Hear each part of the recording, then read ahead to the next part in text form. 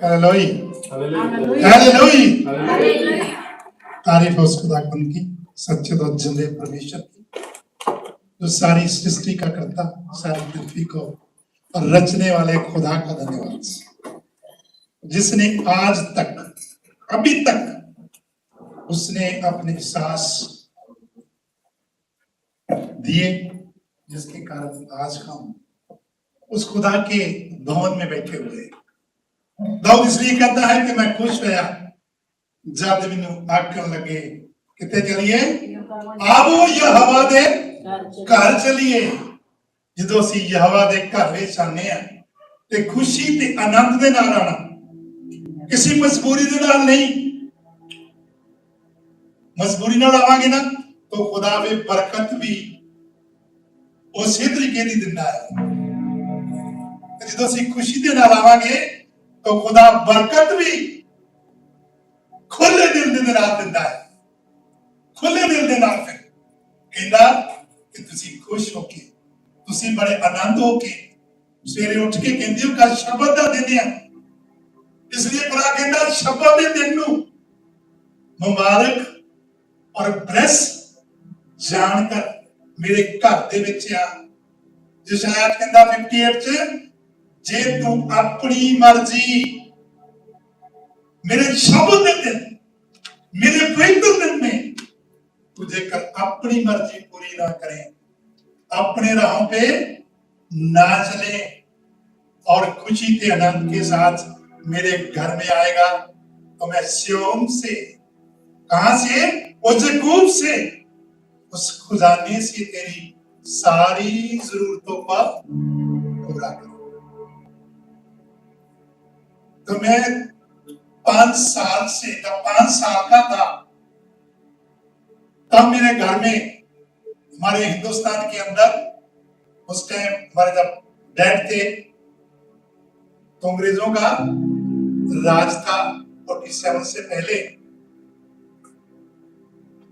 तो हमारे गांव के अंदर चर्च था साल्वेशन।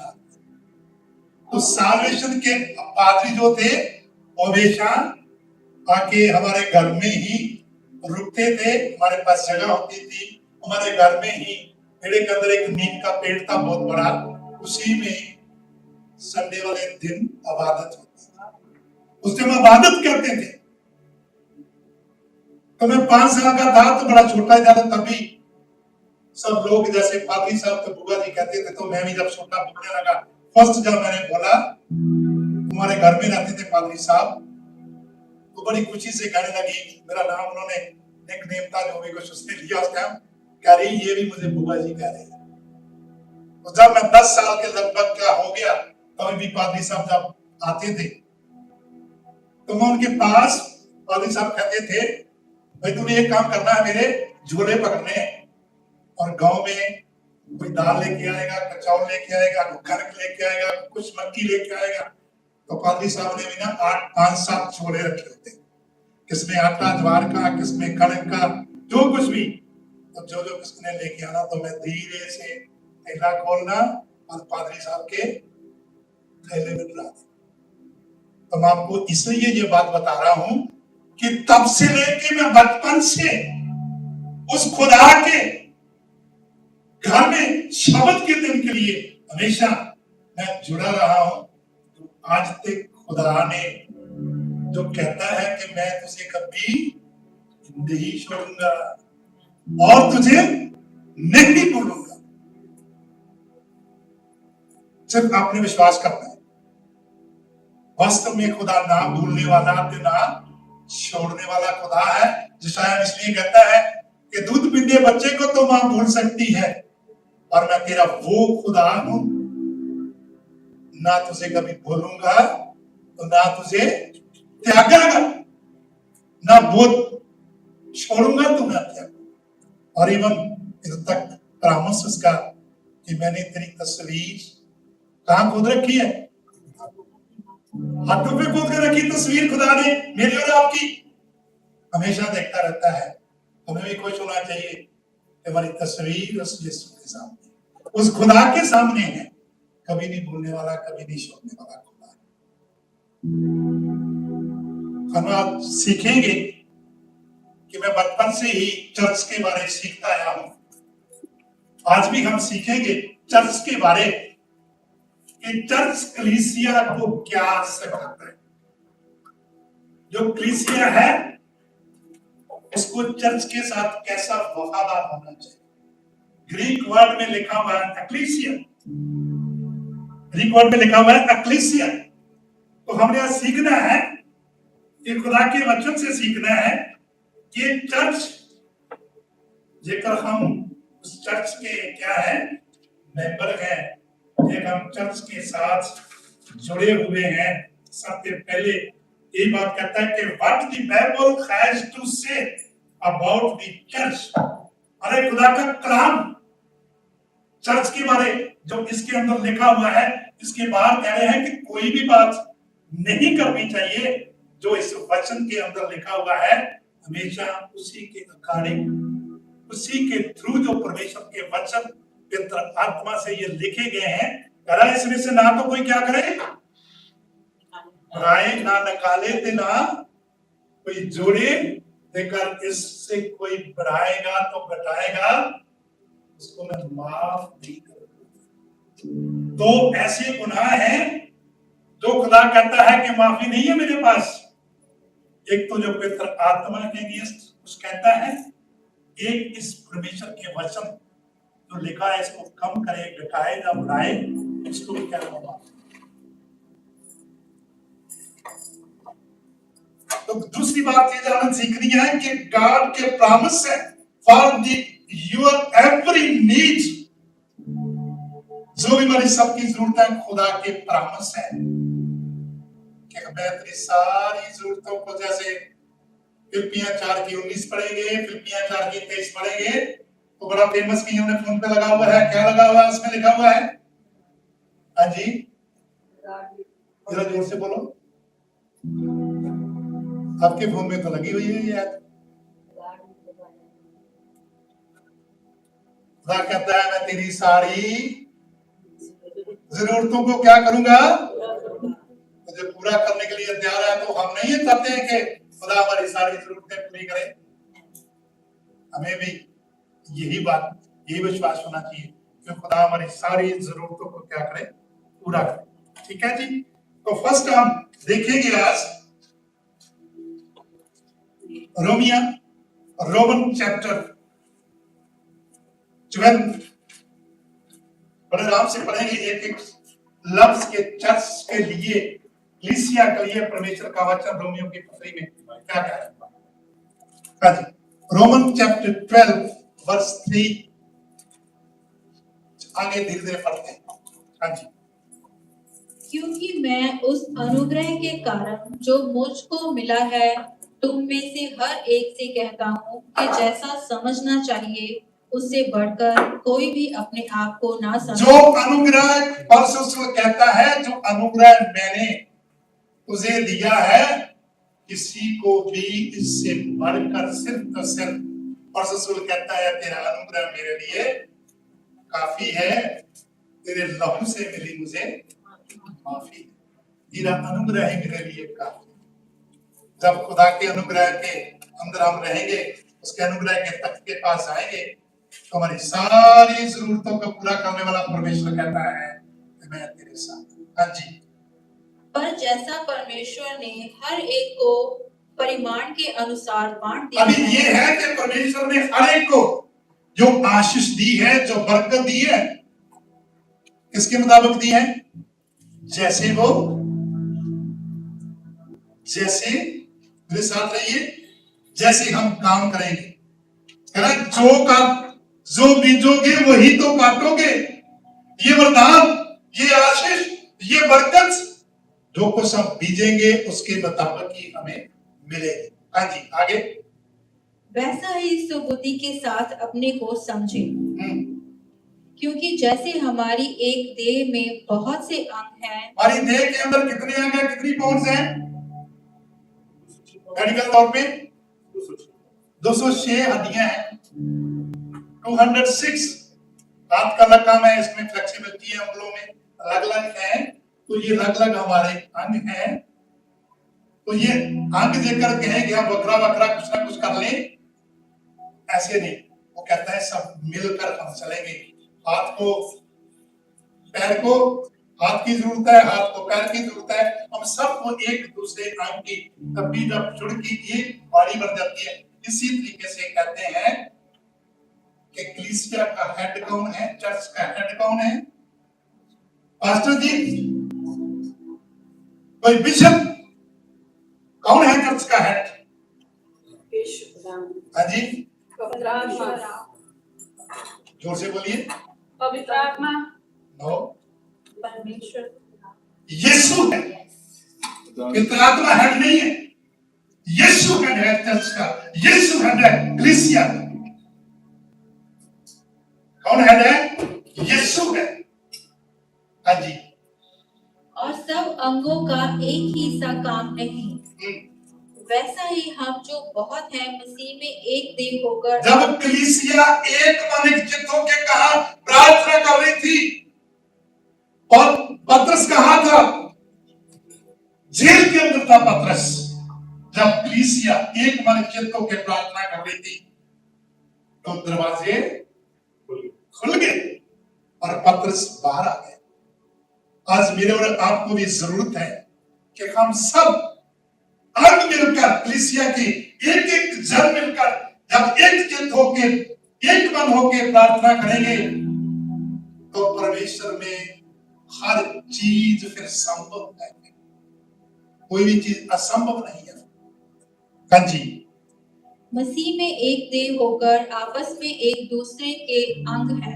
हाँ जी। और जबकि उस अनुग्रह के अनुसार जो हमें दिया गया है, हमें भिन्न भिन्न वरदान मिले हैं।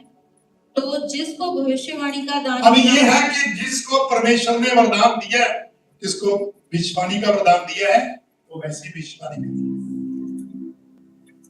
जिसको सेवा का दिया है वो ऐसी सेवा करे। जैसा वरदान परमेश्वर ने जो गिफ्ट दिया है ना, वैसा ही कलीसिया में उसने कार्य करने। हाँ जी। तो जिसको भविष्यवाणी का दान मिला हो वह विश्वास से परिमाण के अनुसार भविष्यवाणी करे। यदि सेवा करने का दान मिला हो तो सेवा में लगा रहे। यदि कोई सिखाने वाला हो तो सिखाने में मेरा ड्यूटी है कि सिर्फ आपको सिखाना, और सिखाना कैसे? जो रूह और सच्चाई का परमेश्वर ने मुझे ये गिफ्ट दिया है, एक एज ए टीचर, सिखाने वाला। तो मेरी कोशिश यही होती है कि जो भी वचन सिखाया जाए कलीसिया की समझ में आए कि आज हमने क्या सीखा है। तो मुझे गिफ्ट मिला है सिखाने वाला, गिफ्ट दिया एज ए टीचर। हाँ जी। जो उपदेशक हो वह उपदेश देने में लगा रहे। दान देने वाला उदारता से दे।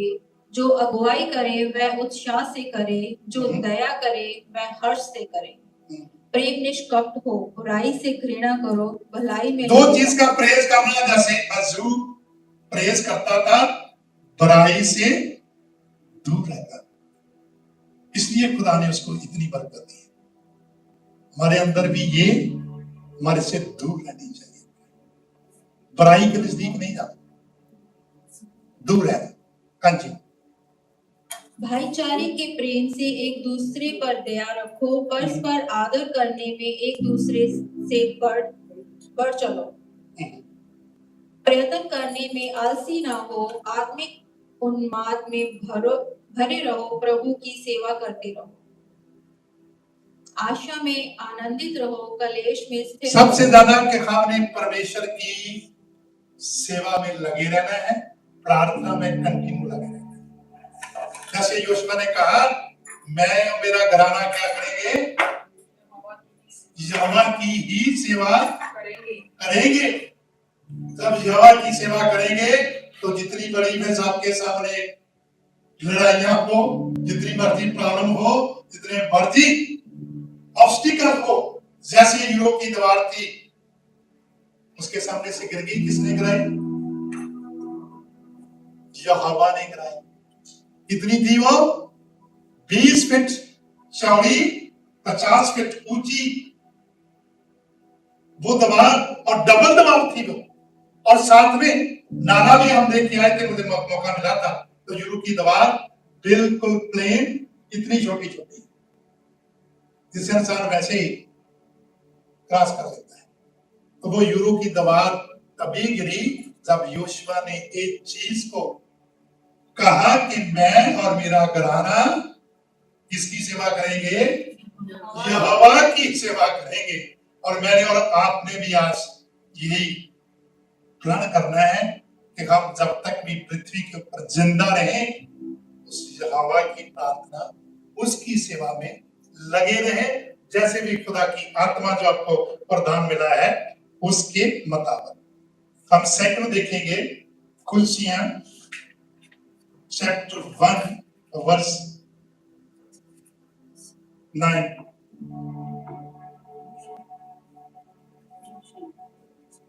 और 18। इसीलिए जिस दिन से यह सुना है, हम भी तुम्हारे लिए यह प्रार्थना करने और विनती करने से नहीं चूकते कि तुम सारे आत्मिक ज्ञान और समझ सहित परमेश्वर मेरी एक ही शिक्षा है कि हर इंसान कलीसिया का कौन सा ज्ञान? दुनियावी ज्ञान, पीएचडी, आत्मिक ज्ञान से क्या होने भरपूर। हाँ जी, 18। समझ सहित परमेश्वर की इच्छा की पहचान में परिपूर्ण हो जाओ। हाँ जी, आगे 18। और वही देह अर्थात कलीसिया का सिर है, वही आदि है और मरे हुओं में से जी उठने वालों में। कलीसिया का हेड कौन है? यीशु। वो क्या हुआ है? एक तो जेठा है, जेठा यीशु है, और कलीसिया का हेड वो है। बहुत सारे लोग आज वर्शिप शुरू कर दी है, किसकी किसकी वर्शिप कर रहे हैं? एक पादरी साहब थे, तो मुझे कहने लगे कि भाई मुझे ऑफर आई कि 60,000 रुपया मेरे को दे दो। उन्होंने कहा जो भी करते हैं तेरे को बिशप बना देते हैं। 60,000। और पास्टर जी ने आगे से उनको आंसर दिया, पास्टर जी जो भी उनको कह रहे थे उनको कहा, मैं तो ना तो बिशप बनना चाहता हूं, ना मैं पादरी बनना चाहता हूं, ना मैं इवेंजलिस्ट बनना चाहता हूं, मैं कुछ नहीं बनना चाहता।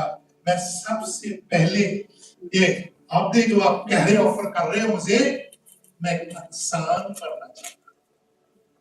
तब इंसानियत किसके पास होती है? किसके पास इंसानियत थी? एक और इंसान का जिक्र आया बाइबल के अंदर। एक सबसे पहले वहां से जाजक जा रहा था जख्मी के पास से, तो जाजक साइड से होके निकल गया। उसके बाद पीछे से लेवी आया। लेवी क्या करते थे?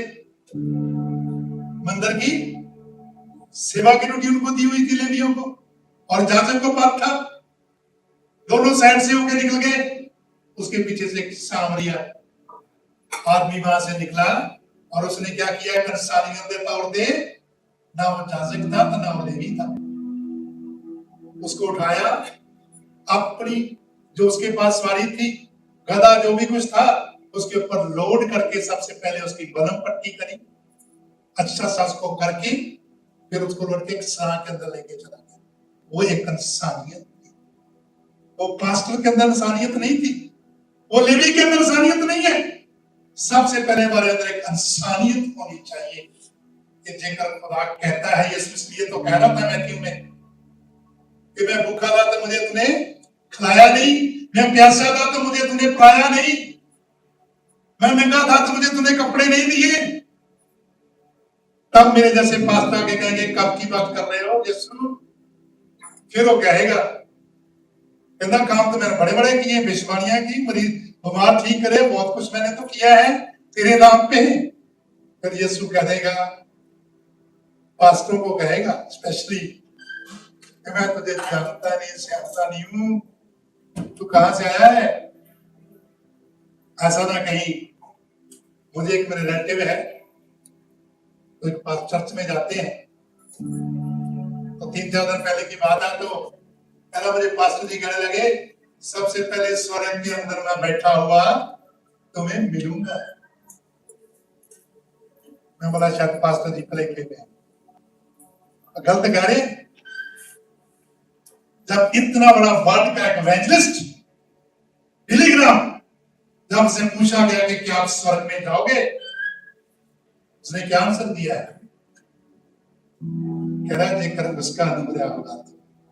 किसका अनुग्रह? उसमें यीशु का अनुग्रह होगा तो अभी मैं स्वर्ग में जा सकता हूं।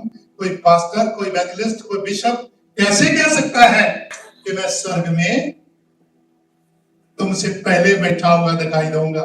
मैं इस बात की गारंटी नहीं देता हूं। ये गारंटी सिर्फ यीशु के अनुग्रह के पास है। जो कह सकता है कि तेरा अनुग्रह ही मेरे लिए काफी है, उसके अनुग्रह से तो हम स्वर्ग में जा सकते हैं, अपने कामों से नहीं। इसलिए उसने कहा कि कोई इंसान कहे कि मैं कामों से स्वर्ग में पहुंच जाऊंगा तो गलत है। सिर्फ तो सिर्फ उसी का अनुग्रह है। तो मैं अपने उसके रिश्तेदार को यही कह रहा था कि मैं पास्टर जी अच्छी तरीके से पढ़ाई नहीं कर रहे, जो कह रहे हैं कि मैं तुमसे पहले स्वर्ग में बैठा हुआ दिखाई, मैं ठीक से नहीं पढ़ रहे हो। बाइबल में इसलिए मत्ती 7 में लिखा हुआ है कि सारे पास्टर, सारे जाजक, सारे बिशप आके कहेंगे हमने ये काम किए हैं, ये काम किए हैं। तो कहेगा मैं तुम्हें जानता ही नहीं हूं। कहीं ऐसा ना हो कि ऐसे उस दिन हमें उन बड़े बड़े पास्टरों को ऐसे आंसर मिलने को मिलते। नेक्स्ट है इफिसियन, उसका दूसरा अध्याय, इफिसियन चैप्टर 2 वर्स 20-22।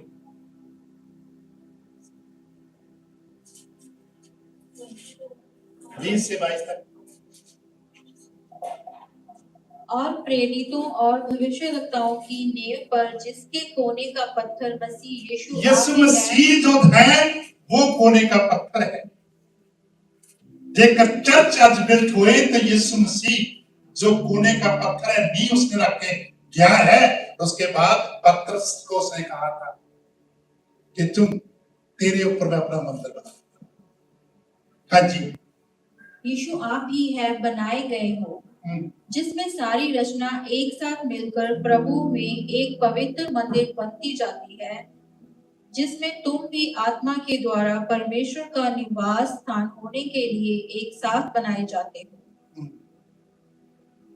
हमको भी खुदा ने बुलाया है कौन से मंदिर में? ईंट लगने के लिए। जो यीशु जिस मंदिर की, जिस हैकल की, जिस कलीसिया की, जिस चर्च की नींव यीशु रख के गया है, उसी के अंदर ही हमें भी अपने आप को जोड़ना है। अगर उसमें जोड़ेंगे तभी बात बनेगी, क्योंकि तो यीशु ये बात कह रहा है कि जिस नींव को मैंने रखा है ना, उसके ऊपर तुम चलो, उसके ऊपर ही रखे रखो जो नींव मैं रख के गया। बाइस हो गया। अगली हम देखते हैं कि एक हिजकिय्याह नबी था, उसके पास एक खुदा बात कर रहा है और उस नबी ने एक ही बात है कि जो खुदा उसको कह रहा था वो वही कर रहा था। जो कुछ खुदा उसके कानों में बात दे रहा था, अपनी तरफ से कुछ भी वो ऐड नहीं कर रहा था। हिजकिय्याह चैप्टर 37 उसकी 1 से लेकर 10 तक हम देखते हैं।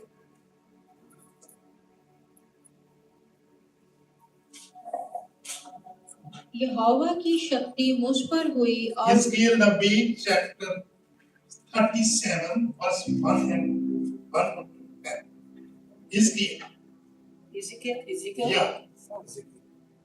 हाँ जी।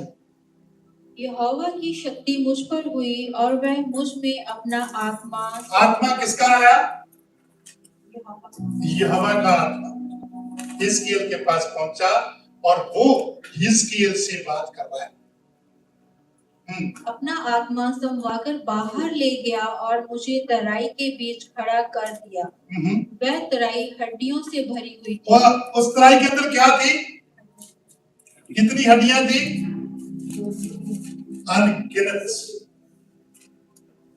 अनगिनत सूखी हुई हड्डियां थी। उनके ऊपर कुछ भी नहीं था, हरी भरी नहीं थी, वो सूखी हुई हड्डियां थी। हाँ जी। तब उसने मुझे उनके चारों ओर घुमाया और तराई की तह पर बहुत ही हड्डियां थी और वह बहुत सूखी थी। सूखी हुई हड्डियां हैं, घुटने दर्द कर रहा है फटाफट, सूखी हड्डियां के लिए खुदा का कलाम कह रहा है और हिजकिय्याह नबी के पास ये पहुंचा है कलाम। हाँ जी। तब उसने मुझसे पूछा, हे मनुष्य के संतान, क्या ये हड्डियां जी सकती हैं? वो एक क्वेश्चन कर रहा है नबी से, और नबी कह रहा है कि क्या ये शक्ति हड्डियां क्या जीवित हो सकती है? क्वेश्चन किया है नबी को, हिजकिय्याह को, और वो क्या आंसर दे रहा है? हाँ जी। मैंने कहा, हे परमेश्वर यहोवा, तू ही जानता है। आज हमने देखा है कई जगह हम अपनी मर्जी एंट्री कर देते हैं, और हिजकिय्याह कह रहा है परमेश्वर, हम उसको नहीं, परमेश्वर के हाथ में। जैसे आज बेटी सुना रही थी कि दाऊद ने पहले पूछा कि क्या खुदा जो मेरा सब कुछ लूट के लेके चले गए हैं, क्या उनका मैं पीछा करूं? हम किसी काम के लिए भी जाते हैं, फर्स्ट क्या खुदा को रखते हैं कि खुदा मैं ये काम करने जा रहा हूं, क्या तेरी मर्जी है? ये तू कहता है, दाऊद कह रहा है परमेश्वर को, तब मैं जाऊंगा, नहीं तो चल गया तो चल जाने दे, फिक्र नहीं कर रहा। वो उसकी साथ में उड़ानियां थी दाऊद की, फिर भी जब तक खुदा ने नहीं कहा कि तू जा, तू जीत लेगा, उनका पीछा कर। जब खुदा से आवाज को सुन के, उससे क्वेश्चन का आंसर सुन के हम जाएंगे, तो फिर आपकी हर जगह क्या होगी? जीत होगी, विक्ट्री होगी। बस एक ही काम करना है कि खुदा की आवाज, खुदा ने इसलिए काम दिए हैं कि दुनिया की बातें ना सुनो, चले गए चुगलियां ना सुनो, बल्कि खुदा की आवाज को सुनो। तब उसने मुझसे कहा, इन हड्डियों से भविष्यवाणी करके। अब वो कहना है कि इन हड्डियों से, तभी कहा कि जिसको गिफ्ट दिया गया है भविष्यवाणी का, वो भविष्यवाणी करे। तब उस नबी ने भविष्यवाणी करके उन हड्डियों से कहा कि खुदा कहता है, खुद नहीं कह रहा है। कभी कभी कहते हैं कि मैं कह रहा हूं, वो कहता है खुदा कहता है। जो खुदा कहता है, जेकर वही करेंगे तो तब सफलता मिलेगी, तब जुड़ेगी। हे सूखी हड्डियों, यहोवा का वचन सुनो। कह रहा है सूखी हड्डियों, यहोवा का वचन सुनो। दुष्ट आत्मा को निकालने के लिए कभी कभी पास्टर क्या करते हैं? पकड़ते उसको, बालों से खींचते हैं, इधर उधर हलाते हैं, उसको मारपीट करते हैं। पिछले दिनों में मेरे डिस्ट्रिक्ट गुरदासपुर में दुष्ट आत्मा निकालते निकालते बेटे की डेथ कर दी, पास्टर, उसकी डेथ हो गई। जवान बेटा था, क्या कर रहे जी? दुष्ट आत्मा निकाल रहे हैं मार मार के। दुष्ट आत्मा सिर्फ परमेश्वर के वचन से ही निकल जाएगी। आपके अंदर इतनी सामर्थ होना चाहिए परमेश्वर के वचन में। जब आप बोलते हैं, आपके बोलने के अंदर परमेश्वर के वचन कितनी सामर्थ है कि दुष्ट आत्मा रुकेगी। अपनी लाइफ के अंदर ऐसी ऐसी दुष्ट आत्मा निकाली है। मेरे साथ एक और पास्टर थे, कन्वेंशन चल रही थी, और दुष्ट आत्मा कैसे लेटने लगी जैसे सांप लेटते। ये तो बहुत छोटे छोटे थे, हम स्कूल में लगाते थे चर्च, और दुष्ट आत्मा चेहरों के बीच में से ऐसे करके लेटते लेटते निकल जाती थी, और उनको ना मारते थे ना पीटते थे, परमेश्वर की वचन से कमांड देते थे। और सच्चाई की बात मैं कह रहा हूं कि दुष्ट आत्मा रुकती नहीं। जब कन्वेंशन चल रही थी हरियाणा सरसे में, तो सब लोग जो पंडाल के अंदर बैठे हुए थे सब छोड़ के चले गए। तो दुष्ट आत्मा इतने जोर से जुमस कर रही थी, और लोग कहने लगे इन्होंने ये क्या, जैसे तमोड़ी को कहते उसको छेड़ दिया ना, इन्होंने उसको हाथ डाल दिया। पर हमें विश्वास था उस खुदा के वचन के ऊपर, जिस खुदा ने इस कार्य के लिए हमने भेजा है ना, जिसने कहा था ना झोली लेना ना कुछ लेना, मैं तुम्हारे साथ हूं, वो परमेश्वर को कार्य करेगा। और दुष्ट आत्मा वचन से ही, प्रार्थना के थ्रू उस यीशु ने आजाद कर दिया। मेरे अंदर और पास्टर के अंदर नहीं थी वो पावर, पर यीशु के अंदर पावर है जो सब कुछ कर सकती है। कमांड देनी है, वचन से कमांड देनी है, तब वो निकले। इसलिए इसकी नबी जो ये परमेश्वर कह रहा है वही करना।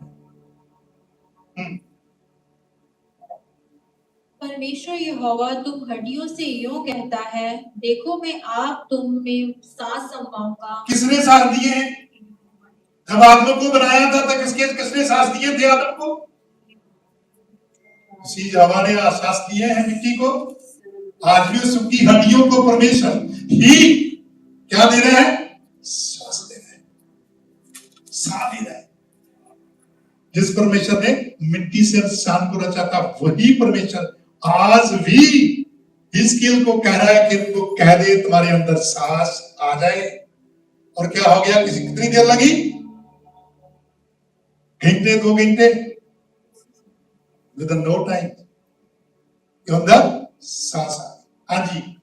और तुम जी उठोगी और मैं तुम्हारी नसें उपजाकर मांस चढ़ाऊंगा और तुमको चमड़े से ढांपूंगा और तुम में सांस समाऊंगा।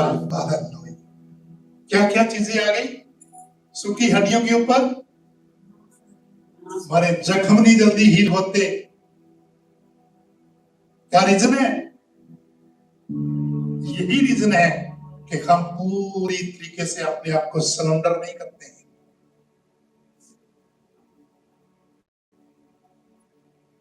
सरेंडर करेंगे तो तब भी सारी सूखी हड्डियों के ऊपर जब मांस आ सकता है, नसें चढ़ सकती हैं, तो आज भी सब कुछ करने वाला परमेश्वर सब कुछ कर सकता है। ये कर सकती हड्डियों के ऊपर वो मांस चढ़ा सकता है, नसें आ सकती है। विश्वास करना है इसमें और वफादारी के साथ खुदा के साथ चलना है। और तुम में सांस समाऊंगा और तुम जी जाओगी और तुम जान लोगी कि मैं यहोवा हूँ। इस आज्ञा के अनुसार मैं भविष्यवाणी करने लगा और मैं भविष्यवाणी कर ही रहा था कि एक आहट आई और भूमि डोल हुआ और वह हड्डियां इकट्ठी होकर हड्डी से हड्डी जुड़ गई। क्या बात हड्डी के लिए ऑपरेशन कर रहा है खुदा ने? कैसे? एंकल के अंदर कितनी हड्डियां हैं? 8 वैसे की वैसे जुड़ गई। नी के अंदर एक ऊपर से 2-3 हड्डियों का जोड़ है, वैसे की वैसे जुड़ गई। वर्टेब्रा हमारे कितने? 33 सारे के सारे एक फिक्स जगह पे। इंसान का जैसे स्वरूप इंसान को खुदा ने बनाया था वैसे जुड़ी है, कोई सर्जरी नहीं करी। परमेश्वर ने कोई सर्जरी करी उन हड्डियों के ऊपर के जोड़ने के लिए आया, प्लास्टर लगाया उसने जोड़ने के लिए? एक अपने आप ही जुड़ गई उसकी हुक्म से। हुक्म परमेश्वर का है, तब हम हुक्म मानेंगे तो सूखी हड्डियां अपने आप ही हरी भरी हो जाएंगी। और मैं देखता रहा कि उनमें नसें उत्पन्न हुई और मांस चढ़ा और वे ऊपर चमड़े से ढक गई, परंतु उनमें सांस कुछ ना थी।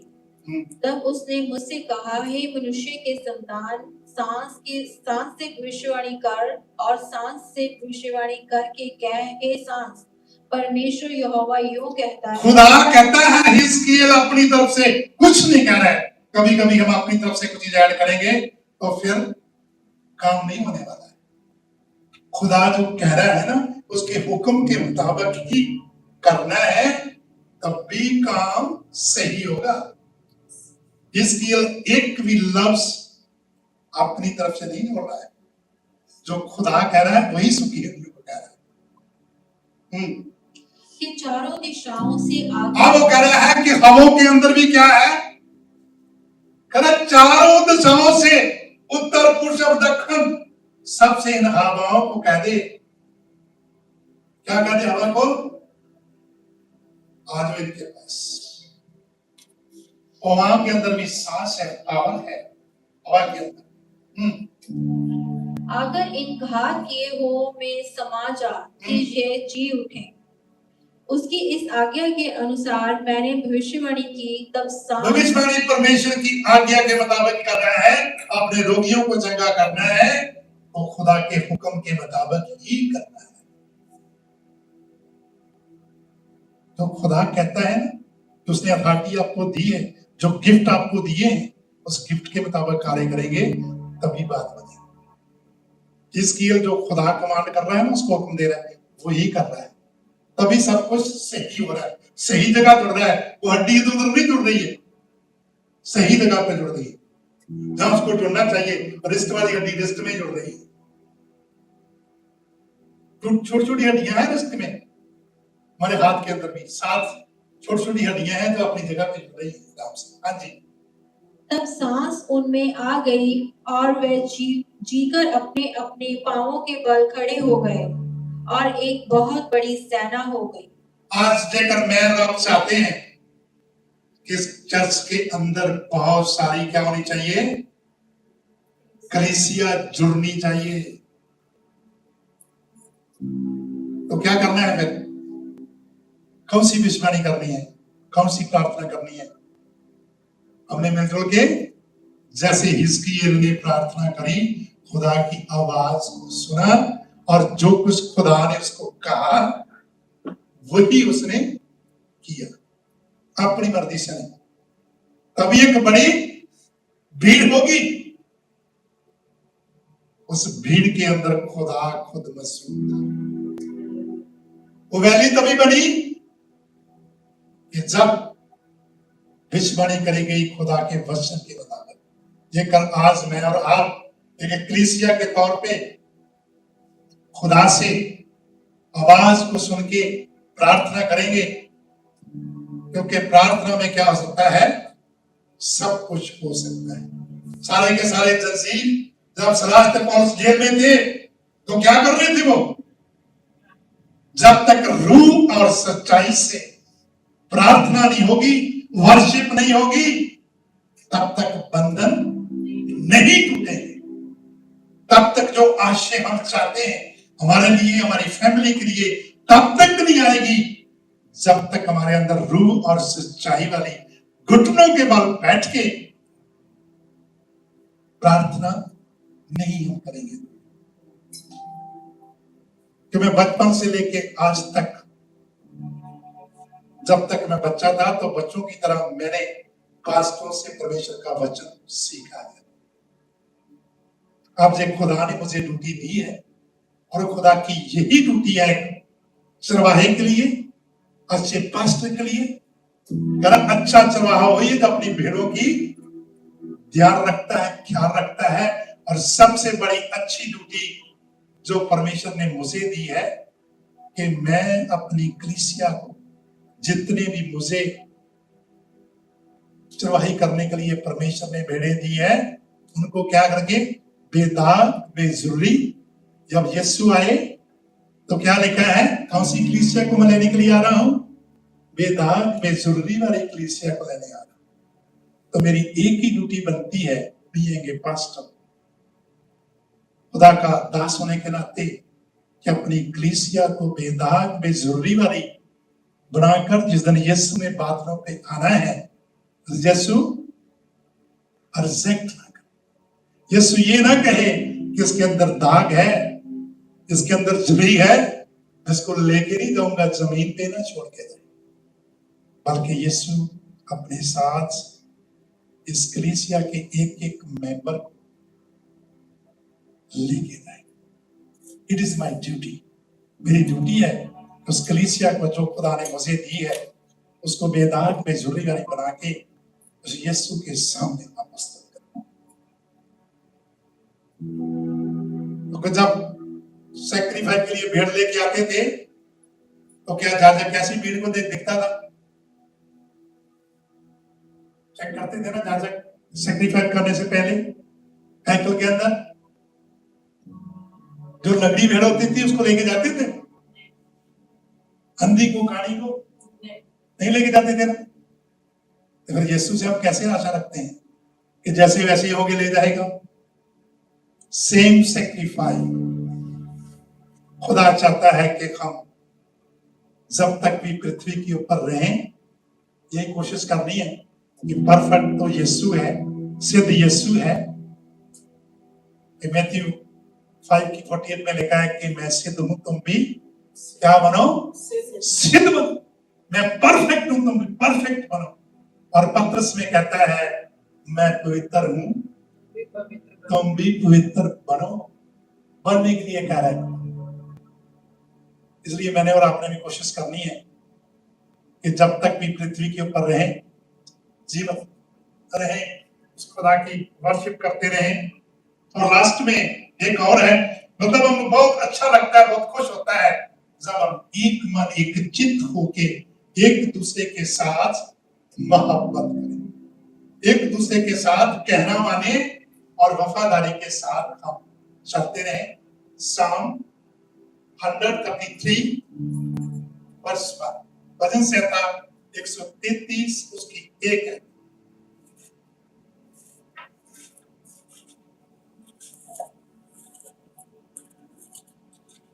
देखो ये क्या ही भली और मनोहर बात है कि भाई लोग आपस में मिले रहें। इतनी अच्छी बात होगी कि देखकर कलीसिया का एक एक मेंबर एक दूसरे के साथ क्या करे, सहमत रहे, तो मिलकर चले। बड़ा बड़ी सुहानी बात, अच्छी बात होगी जेकर कलीसिया का एक एक मेंबर एक दूसरे के सलाह के साथ चले और एक दूसरे की हालचाल पूछते। जरूरी बात है, कहना बहुत अच्छी बात है। तो लास्ट में हम देखेंगे कि ये जो डेफिनेशन है चर्च की, वो क्या है? चर्च की डेफिनेशन क्या है? The community of the believer who have accepted Jesus Christ as their Lord and Savior. Church की डेफिनेशन यही है कि जेकर उसको हम, किसको? यीशु को अपना प्रभु और उद्धारकर्ता साल्वेशन सेवियर करके हम मानते हैं। असली चर्च की डेफिनेशन यही है। ये बिल्डिंग चर्च नहीं है। चर्च कौन है? मैं कलीसिया यीशु की चर्च है। और उसका मीनिंग भी यही है। स्पिरिचुअल मीनिंग जो चर्च का है क्या है? Not physical building but a living community of the believer. जो खुदा के बंदे हैं, जो विश्वासी हैं, वो जिंदे खुदा की कलीसिया है। बिल्डिंग नहीं है ये, बिल्डिंग तो ईंट और पत्थर की बनी हुई है। असली कलीसिया वही है। हम विश्वासी कि हम इतना खुदा के ऊपर विश्वास करते हैं। स्पिरिचुअल तौर पे मीनिंग यही है कि हम विश्वासी उस अपना जो हेड ऑफ द चर्च दा हेड है यीशु, उसने एक ही कमांडमेंट देके गया है, क्या करो? एक दूसरे से मोहब्बत करो और अपने खुदा से कैसी मोहब्बत करो? पूरा दिल, पूरी जान, सबको याद होना चाहिए। दो तो हुक्म है, एक कहता है अपने पड़ोसी से मोहब्बत कर, दूसरा कहता है अपने खुदा से जो कुछ भी तेरे पास है पूरे दिल पूरी जान से खुदा की।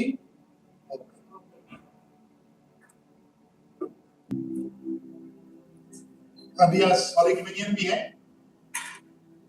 अब हॉली कम्युनियन लेने से पहले एक दो वचन सीखेंगे। सबसे पहले हम देखते हैं कि यीशु क्या कह के गया है। मैथ्यू चैप्टर 26 वर्स 28 और 1 Corinthians चैप्टर 11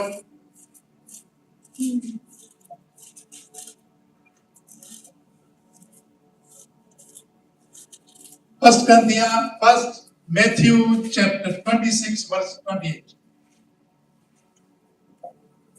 क्योंकि यह वाचा का मेरा वह लहू है जो बहुतों के लिए पापों की क्षमा के निमित्त बहाया जाता है।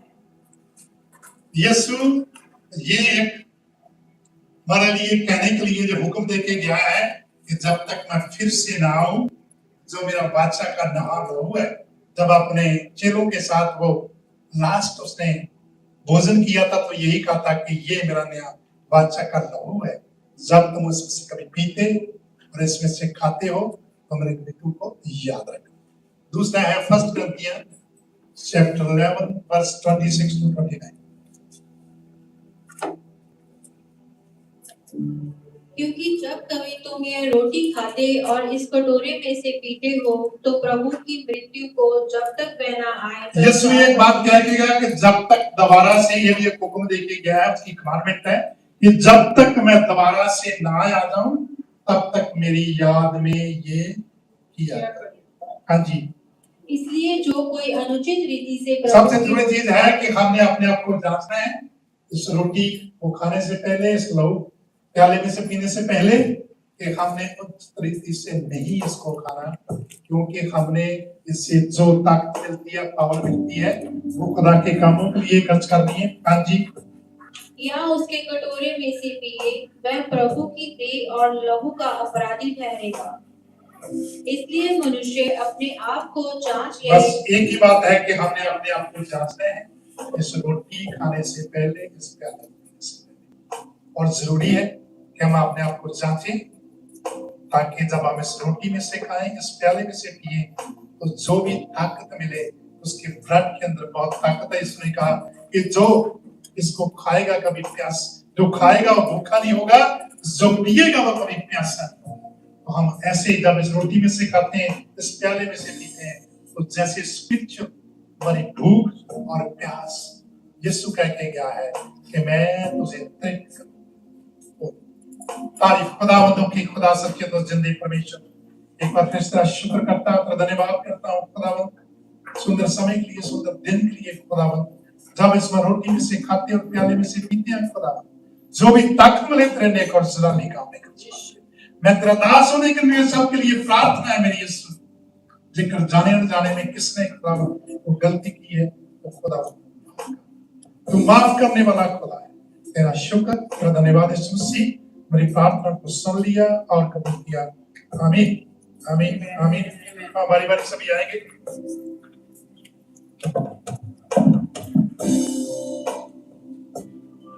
यीशु ने शुक्र करते हुए कहा कि ये मेरा बदन है जो तुम्हारे लिए तोड़ा गया, ये मेरा लहू है जो तुम्हारे लिए बहाया गया। जब कभी मुझको खाते, यीशु ने शुक्र करते हुए कहा कि ये मेरा बदन है जो तुम्हारे लिए तोड़ा गया, ये मेरा लहू है जो तुम्हारे लिए बहाया गया। यीशु ने धन्यवाद करते हुए कहा कि ये मेरी बदन है, ये मेरा लहू है जो तुम्हारे लिए बहाया गया। यीशु ने शुक्र करते हुए कहा कि ये मेरा बदन है, ये मेरा लहू तुम्हारे लिए बहाया गया। यीशु ने धन्यवाद करते हुए कहा कि ये मेरा बदन है, ये मेरा लहू है जो तुम्हारे लिए बहाया गया।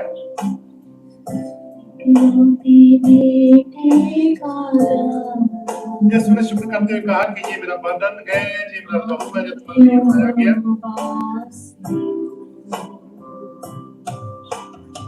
यीशु ने शुक्र करते हुए कहा कि ये मेरा बदन है, ये मेरा लहू है जो तुम्हारे लिए बहाया गया।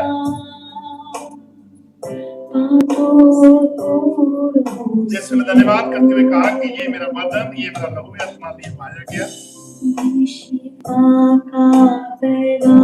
ने शुक्र करते हुए कहा कि ये मेरा बदन है, ये मेरा लहू है तुम्हारे लिए बहाया गया। यीशु ने शुक्र करते हुए कहा कि ये मेरा बदन है तुम्हारे लिए तोड़ा गया, ये मेरा लहू है जो तुम्हारे लिए बहाया गया। यीशु ने शुक्र करते हुए कहा कि ये मेरा बदन है जो तुम्हारे लिए तोड़ा गया, बहाया गया। हम उसका धन्यवाद करते हुए एक साथ रोटी खाएंगे, बस उसका शुक्र करते हुए ये प्याले में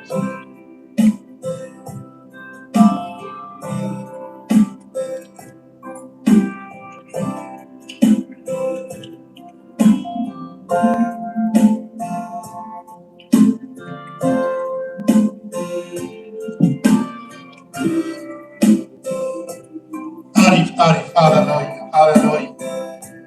अब्राहम जाकर स्कूल के खुदा मैं तेरा शुक्र करता, धन्यवाद करता हूँ खुदावंद।